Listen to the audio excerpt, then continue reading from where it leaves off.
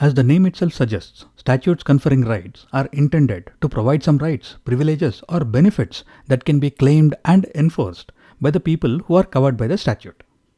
These rights can be civil rights, political, economic, social, or cultural rights.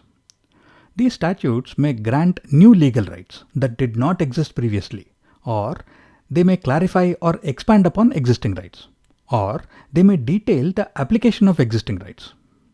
Some examples of statutes conferring rights are the Right to Information Act, which grants citizens the right to access information from public authorities, or the Hindu Succession Act, which grants daughters also the same rights as sons in terms of inheritance of property, and the Consumer Protection Act, which provides for the protection and enforcement of consumer rights.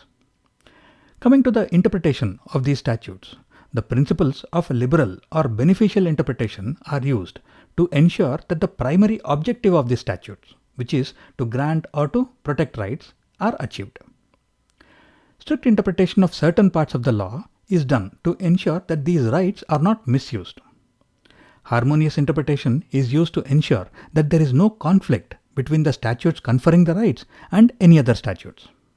And the purposive interpretation approach is used to ensure that the rights that are granted are within the scope of what the legislature actually intended.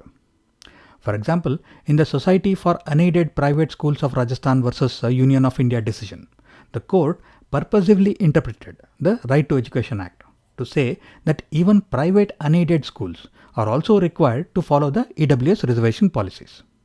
By doing so, the court ensured that the objective of the Act to grant and protect the right to education is achieved.